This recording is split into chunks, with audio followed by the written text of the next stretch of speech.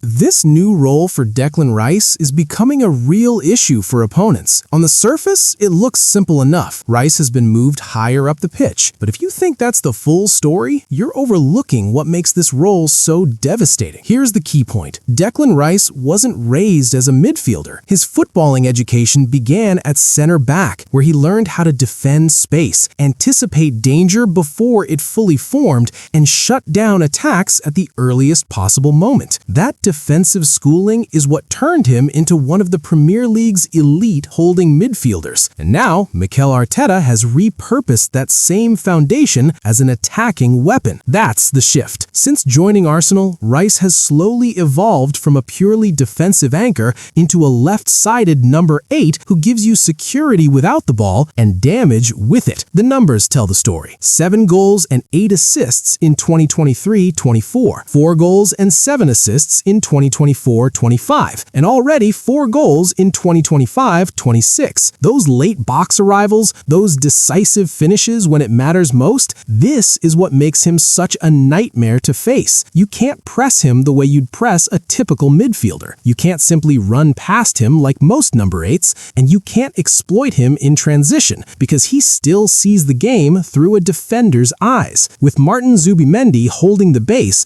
Rice is free to step higher, dominate second balls, and turn defensive instincts into attacking output. He's stopping counterattacks before they even start, then showing up at the other end to finish moves. This goes beyond a tactical tweak. It's a structural edge. When a player with a center back's defensive intelligence starts scoring consistently from midfield, you have a serious problem. And that's exactly why Premier League sides still haven't found a clear solution to this version of Declan Rice. Long before Declan Rice became one of the most dominant midfielders in English football, before the goals and the perfectly timed late runs, his understanding of the game was shaped somewhere else entirely. It all began in defense. Rice didn't grow up thinking like a number 8 or even a number 6. His early development was almost entirely as a center back, mainly on the left side. And that detail matters far more than it seems, because it fundamentally altered how he views the pitch. At youth level, Rice was trained to protect space before chasing the ball, to scan constantly, to hold his line, and to step in at the right moment, not the first moment. These are core center-back habits, and they never left him. Rice began his youth career at Chelsea, where he was regularly used as a defender. When he moved to West Ham United, that role continued. At West Ham's academy, he remained a center half, not a midfielder learning how to defend, but a defender learning how to read the entire game unfolding ahead of him. Coaches reinforced his strengths, anticipating danger before it fully emerged, winning duels without reckless challenges, and staying composed under pressure. When he broke into the first team during the 2017-18 season, that defensive base didn't disappear. If anything, it became more visible. Rice was frequently deployed as a center back in a back 3, often on the left, or as a hybrid defender midfielder, stepping into midfield while always protecting the space behind him.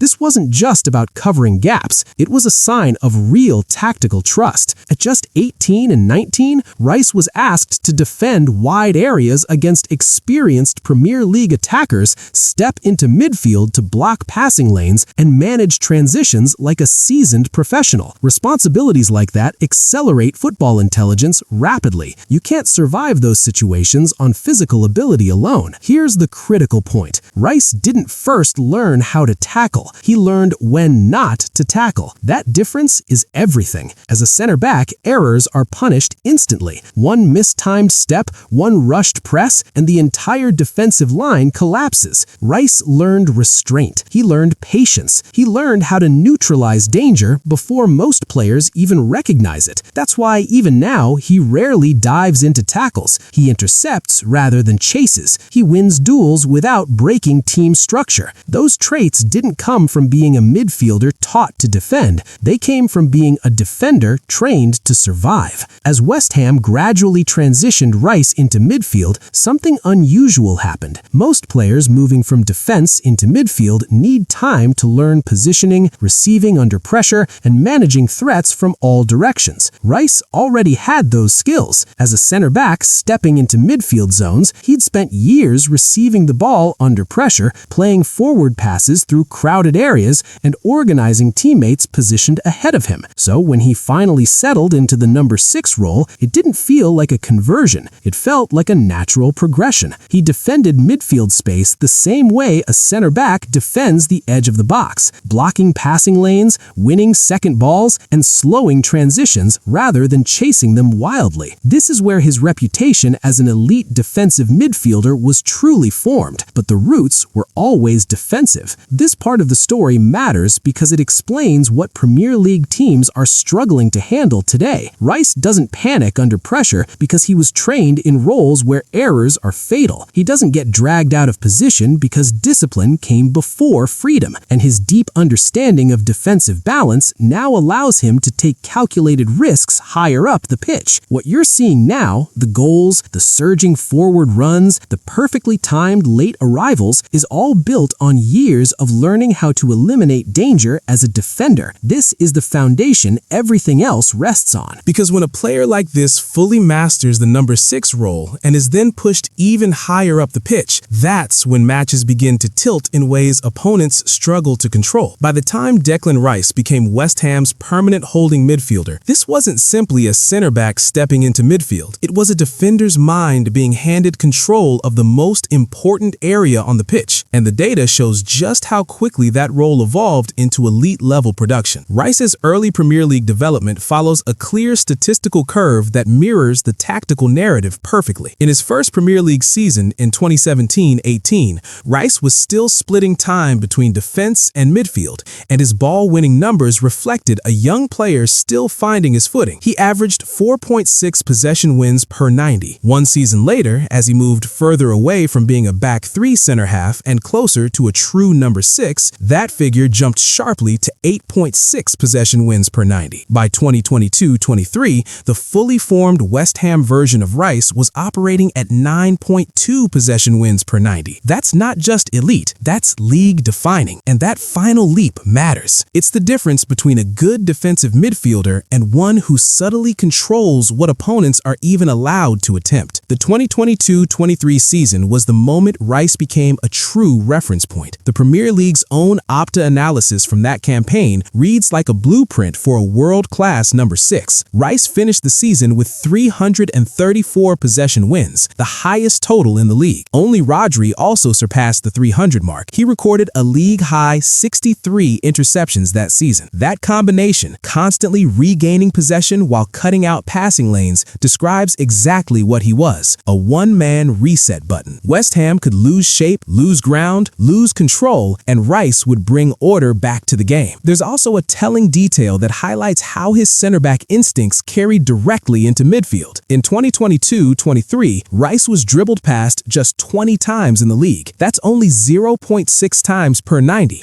a better rate than several high-profile Premier League midfield stoppers included in the same Opta study. That's pure defender DNA. Stay balanced, don't overcommit, delay the attacker, funnel them into pressure, win the duel when the odds favor you. It's also the quiet reason Rice became so trusted as West Ham's defensive screen. A team can survive a number 6 who occasionally gets beaten. It cannot survive a number 6 who gets beaten cleanly in transition areas. Rice simply didn't allow that to happen. Life as a number 6 is constant conflict. Second balls, loose touches, shoulder-to-shoulder duels, and covering spaces everyone else abandons. In 2022, Rice posted a 58.6% duel success rate in Premier League play. Among midfielders who contested over 200 duels, only a small group recorded a higher percentage in Opta's data. So when Rice is described as an elite number 6, it's not based on reputation. It's based on repeated dominance in the most unforgiving areas of midfield football: contact, collisions, and winning possession back. This is where things become even more interesting, because this phase forms the bridge to Arsenal's later decision to push him higher up the pitch. In 2022, Rice scored 4 Premier League goals, his best league return at that point. But even more revealing was his involvement in attacking sequences. He registered 138 attacking sequence involvements in the Premier League, the most of any West Ham player that season. Those sequences produced 32 shots, 30 chances created, and 76 involvements in the build-up to a shot. That's a crucial detail. Rice wasn't a pure destroyer who won the ball and disappeared from the move. He was West Ham's connector, winning possession, carrying it forward, and then reappearing when attacks reached dangerous zones. One of the simplest ways to describe Rice's West Ham number 6 era is this: he was doing extremely high-volume midfield work in a team that did not dominate possession. Opta's breakdown shows Rice attempted 2,837 Premier League passes in 2022, nearly double most of his teammates, and among the highest totals for midfielders.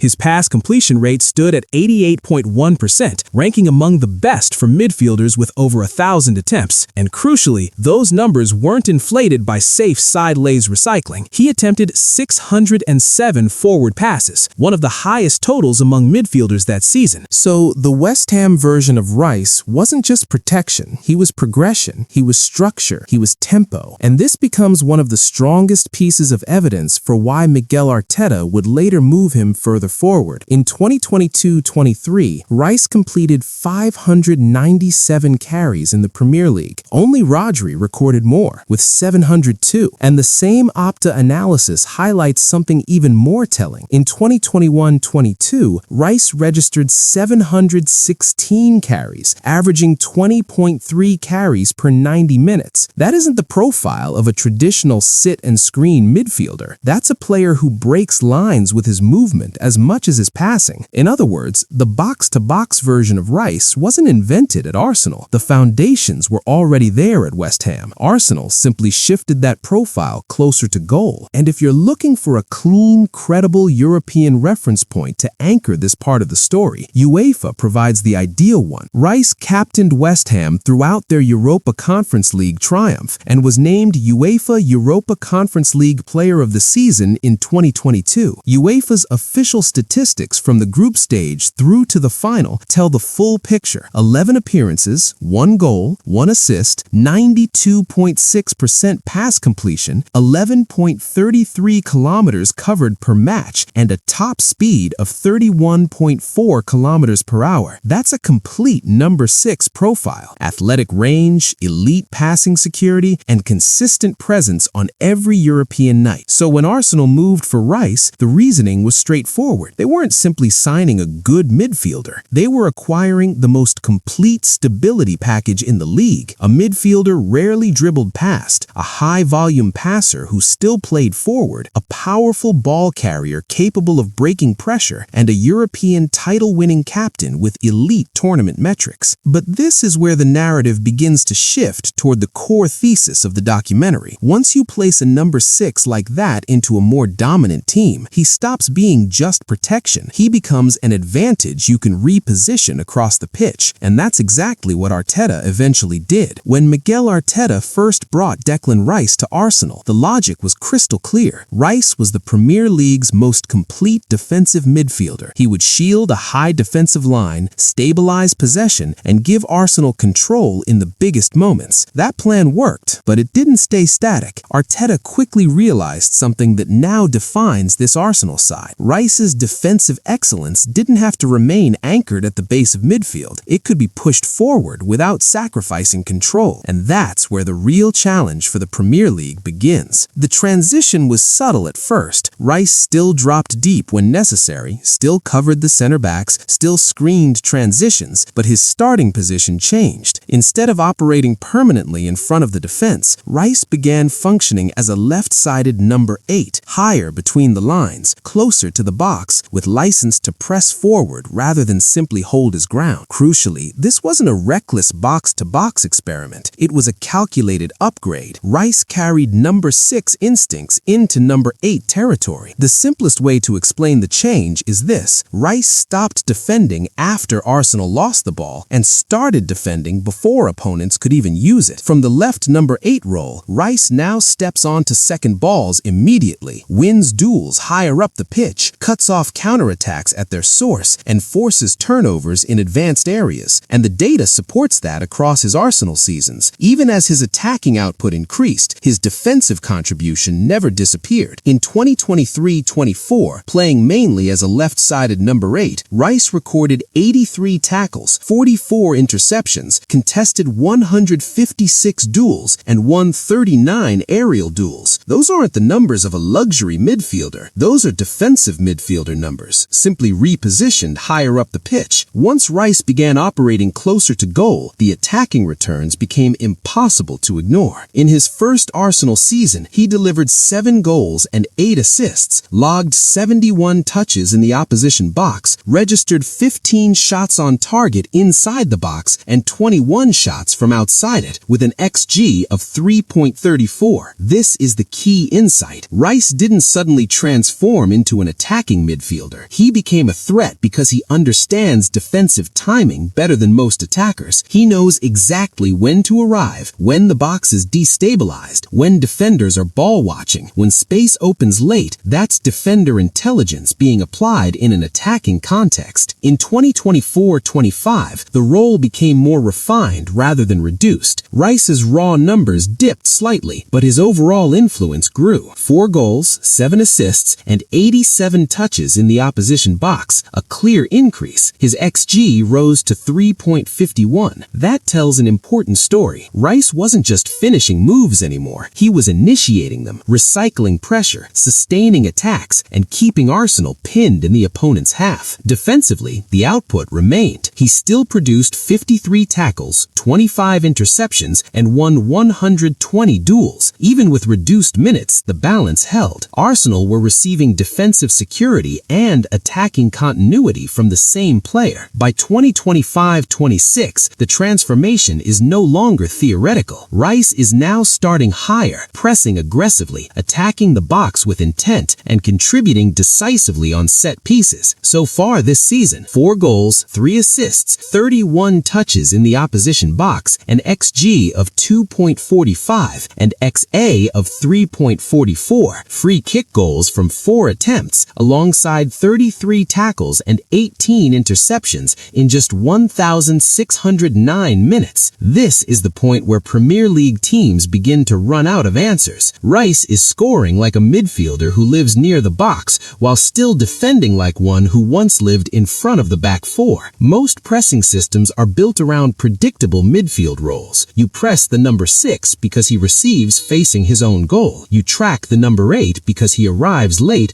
but doesn't control transitions alone. Rice breaks both of those assumptions. As a former defender, he's comfortable receiving the ball under pressure, uses his body to shield possession, and stays composed even when surrounded. As a number 8, he drives forward immediately after regains, times his late runs into scoring areas, and wins second balls that keep attacks alive. That blend makes him exceptionally difficult to trap. Press him aggressively and he absorbs the contact. Leave him space and he progresses the ball or arrives in the box. Try to outrun him and his athleticism shuts the distance down. This positional shift didn't just transform Rice, it reshaped Arsenal. With Rice operating higher up the pitch, Arsenal win the ball earlier, reset attacks faster, and shut down counterattacks before they even take shape. Sustained pressure becomes the norm rather than the exception, and crucially, Rice still drops deep when required. That fluidity keeps Arsenal structurally secure even while committing numbers forward. This is why Arteta trusted the change. He didn't lose a defensive midfielder, he gained a true two-way force. This is the turning point of the story. Rice's path from defender to number 6 made him elite. Arteta's decision to push him into the number 8 role made him decisive. He now operates in a zone where he can protect Arsenal's structure, dominate midfield duels, and directly influence match outcomes. And once a player with center-back instincts starts shaping games at both ends of the pitch, the league has to adapt. Because the next evolution, how this role becomes even more dangerous within Arsenal's midfield structure, takes the problem to an entirely different level. This is where Declan Rice's new position stops being an individual story and becomes a system-wide issue for the Premier League. Rice's freedom higher up the pitch only works because something else locks the structure in place. That anchor is Martin Zubimendi. Arsenal didn't bring in Zubimendi for aesthetics. They brought him in to stabilize the base. Zubimendi operates as a classic number 6, holding central space, screening passing lanes, receiving under pressure, recycling possession, and rarely leaving the zone in front of the center backs. That role is critical because it allows Rice to remain higher for longer, without Arsenal sacrificing defensive balance. Previously, Rice often faced a choice: step forward and risk exposing the backline, or hold position and limit his attacking impact. That dilemma no longer exists. Zubimendi protects the back four. Rice attacks the next phase of the game. In modern elite football, one of the most important concepts is rest defense, how a team positions itself in possession to prevent counterattacks before they start. With this midfield setup, Arsenal's rest defense is ruthlessly efficient. Behind the ball, you typically see William Saliba, Gabriel Magalhaes, and Zubimendi controlling central zones, with Rice positioned just ahead, ready to step in. That structure gives Arsenal numerical superiority against counters, immediate pressure on second balls, and recovery speed if the first duel is lost. This explains why Rice's defensive numbers remain strong even as his attacking output rises. In 2025-26, despite playing higher up the pitch, he still recorded 33 tackles, 18 interceptions, 67 defensive duels, and won 24 aerial duels. Those aren't the statistics of a midfielder freed from defensive responsibility. They're the numbers of a midfielder defending earlier and higher. With Zubimendi anchoring the base, Rice is free to arrive late into the box, carry the ball aggressively through midfield, press center backs and defensive midfielders, and stay close to the action after turnovers. That freedom is clearly reflected in his attacking profile. Across his Arsenal seasons, his touches in the opposition box increase when he plays higher. His XG consistently outperforms his deeper role seasons, and his goal returns rise without any drop in duel volume. In 2023-24 alone, Rice combined 7 goals and 8 assists with 83 tackles and 44 interceptions. That duel output sits at the core of Arsenal's advantage. Traditionally, teams tried to beat Arsenal by overloading central midfield, forcing turnovers, and attacking the space behind the press. This structure makes that approach extremely difficult. Overload the middle and Zubimendi holds his position, Rice collapses space from the left, and one of Arsenal's center backs steps in behind them. Try to counter quickly, and Rice either kills the transition early or delays it long enough for Arsenal to reset. Sit deep, and Rice arrives late into the box, dominates second balls, and sustains pressure until Arsenal are camped in your half. There is no safe option anymore. This system works because Arsenal trust their defenders. With Saliba and Gabriel holding a high line, the team can compress the pitch, keep distances short, and allow Rice to press aggressively without fear. That's why his pressing never looks reckless. It's coordinated. When Rice steps forward, the line moves with him. Zubimendi fills the space behind, and the team remains compact. This is controlled aggression, not chaos. This isn't a flat double pivot. Zubimendi and Rice don't mirror each other. They complement each other. Zubimendi stays. Rice moves. Zubimendi protects. Rice disrupts. And because Rice understands defensive structure better than most attacking midfielders, he never abandons the team shape when he pushes forward. That's the defender's mind still at work. At this stage, Premier League teams are facing an unsolvable equation. Press Arsenal high, and Rice rides the pressure and drives forward. Sit in a mid-block, and Rice dominates second balls and sustains attacks. Counter quickly, and Rice stops it early while Zubimendi cleans up behind him. This isn't about one player enjoying a strong season. It's about a role that fuses center-back discipline, number 6 intelligence, and number 8 production into a single profile. This midfield structure explains why Declan Rice's new position feels different. He's no longer just shielding Arsenal. He's controlling when opponents are allowed to breathe. With Zubimendi anchoring behind him, Rice operates in the most damaging space on the pitch, where he can end attacks and start goals in the same sequence. And once a team can consistently do both through one player, the rest of the league is left chasing shadows. Declan Rice's journey explains the problem. A defender's brain, a number 6's discipline, now deployed as a number 8 with the freedom to decide matches. With Arsenal's structure behind him, Rice can protect you and hurt you in the same action. He wins the ball higher, arrives later, and still shuts down transitions before they start. This isn't a hot streak or a tactical fad. It's a role built on years of defensive education